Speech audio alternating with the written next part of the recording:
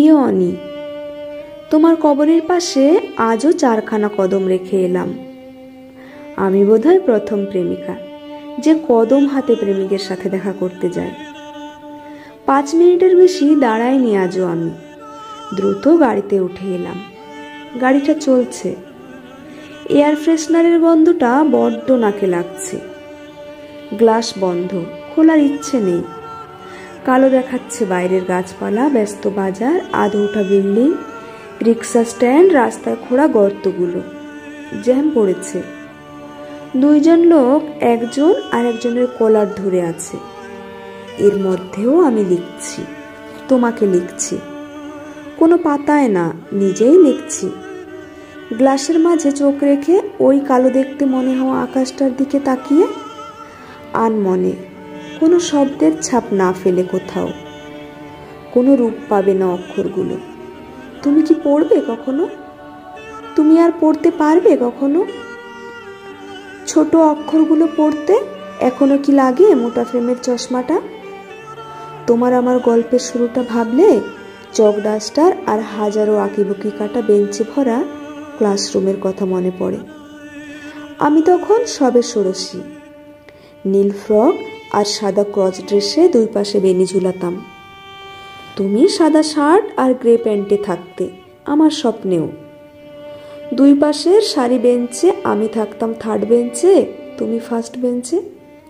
ফিরে যখন তাকাতে বারবার, আমি বোধহয় তখনই সামলাতে পারতাম না নিজের বুকের হৃদস্পন্দন। ডাক্তারি পড়ে ওসবের কোনো প্রমাণ পাইনি কেন এমন হয়। তাও হতো, উপভোগ করি এখনো ভেবে। 5 টাকার 100 মেসেজ বা 10 টাকার 500 মেসেজ, অনেকের মতো আমাদের প্রেমটাও জমিয়ে তুলেছিল তখন। দেওয়ালে দেওয়ালে আঁকা ছিল যোগচিহ্ন দিয়ে তোমার আমার নাম। তখন তোমার চেয়ে পারফেক্ট কেউ ছিল না আমার দেখায়। এরপর কত পারফেক্টের সাথে যে দেখা হয়েছে আমার। ক্যাম্পাস জুড়ে তামা তামা প্রেমিক ঘুরতে দেখেছি। জ্বলন্ত সিগারেট মুখে গিটারে সুর তুলতে দেখেছি। পুরো রাস্তা জুড়ে আলপনা দিয়ে প্রেমিকের গালে আলতো ছুঁতে দেখেছি। তবে আমি তোমায় আর কোথাও পাইনি। স্কুল পেরিয়ে কলেজে আমরা আলাদা হলেও তখনও ভাসছিলাম প্রেমের উপসংহারে। কলেজের পর সব উল্টে গেল। আমার মেডিকেলে চান্স পাওয়ায় তুমি লাফিয়ে উঠেছিলে। পরক্ষণে হেসে বলেছিলে, ভুলে যাবে না তো? আমি ভুলিনি। তুমি বোধহয় বেশি মনে রাখার চেষ্টা করছিলে। তোমার অনার্স মাস্টার্স শেষে যখন আবার পড়তে হতো ক্লাস 5-এর পাটিগণিত, তখন তুমি বারবার মনে করিয়ে দিতে, আমি তো সেট, কেরিয়ার সেট। আমি কখনো আনতাম না এই বিষয়টা। তাও তুমিই মানতে পারতে না আমি যে এইসব মনে আনি না। কি অদ্ভুতভাবে তুমি ভেবে নিয়েছিলে এই কিছু না আনাটাও একটা সূক্ষ্ম অহংকারের মধ্যে পড়ে, যা তোমার অপমান। আমি যখন থেকে ইন্টার্নশিপ করা শুরু করেছি, তুমি নিজেকে আরও কুঁকড়ে ফেলতে আমার সামনে এলে। আমার নতুন নতুন জামা দেখে ভেঙচি কেটে বলতে, আমার শার্টটা 4 দিন পরে গেলাম টিউশনিতে, ওরা বেতন দেয়নি আজও। আমার মধ্যবিত্ত ফ্যামিলি যখন চিন্তা করছে আমার বয়স 25 পেরিয়ে যাচ্ছে, তুমি ভাবছিলে তোমার কোনো অধিকারই নেই আমাকে আটকানোর। আমার প্রতিষ্ঠিত হওয়া এইটা বোধহয় বেশি জ্বালাতো, তাই না? তোমার বন্ধুর অভাব ছিল না যারা তোমাকে বোঝাতো, মেয়েরা বেশি টাকা ইনকাম করলে ওরা স্বামী চায় না, পাপোশ চায় রে, পাপোশ।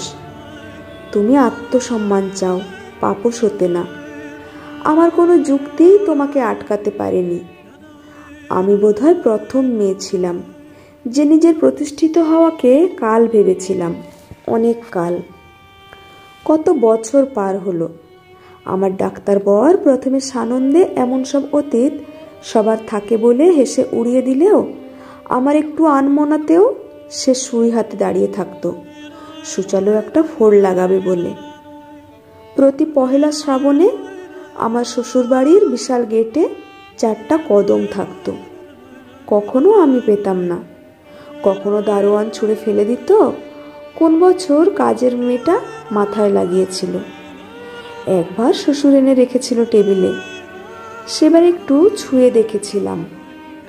একটা বছর প্রচুর সময়, কারো মনে রাখার জন্য নির্দিষ্ট দিনে 4টা কদম আসে। নিজের জন্য রেখে যাওয়া কোনো প্রিয় জিনিস, ছুঁয়ে দেখতে না পারার কষ্ট, বুকে চেপে ধরতে না পারার কষ্ট, যদি তুমি বুঝতে হয়তো কখনো রাখতে না। এখন কি বুঝো? তাই বোধহয় গত 3 বছর রাখো না আর। আমি রেখে আসি, তুমিও বুঝো ছুঁয়ে দেখতে না পারার কষ্ট কি হয়। তোমার খবর রাখার ব্যবস্থাটা তুমিই রাখোনি, তবে ফেসবুকটা আজকাল কিছুই যেন লুকিয়ে রাখতে চায় না। এর মিউচুয়াল ফ্রেন্ড ও, ওর মিউচুয়াল ফ্রেন্ড এ, কিভাবে যেন ভাসতে থাকে টাইম লাইন জুড়ে তোমার হাসি মাখা একটা ছবি, সাথে অ্যাক্সিডেন্টের সংবাদটা। জুড়তে থাকে তোমায় নিয়ে আন্দোলনের সেই পার্টটাও। আমার সামনে তখনও সুচালো দৃষ্টিতে তাকিয়েছিল আমার বুদ্ধিমান বর। পরীক্ষা করার জন্য ছেড়েছিল অট্টহাসির কমেডি ফিল্ম। বলেছিল, আজ বানাও দেখি চাউমিন। আমি হু হু করে হেসে উঠেছি, এক ফোঁটা জলও গড়ায়নি আমার। তা দেখে সে বুঝি বিরক্তই হয়েছিল। তোমার নিথর দেহ দেখার কোনো বোধ ছিল না আমার, তাই আমার চোখে ভাসে না কোনো নিষ্প্রাণ দেহ, গর্তে ঢোকা চোখ, হলদে চেহারা, আলতো হা করা কোনো কালচে ঠোঁট। আমি যখন চোখ বন্ধ করি তখন দেখি ব্ল্যাকবোর্ডের অর্ধেক মুছে যাওয়া জ্যামিতির চিত্রের পাশে তোমার সে হাসি মুখের ছবি। পাশে বন্ধুটার সাথে হাততালি দিয়ে হেসে উঠছো তুমি। নড়ছে তোমার চুলগুলো, বেরিয়ে আসছে দাঁতগুলো লাল মাড়ি সহ।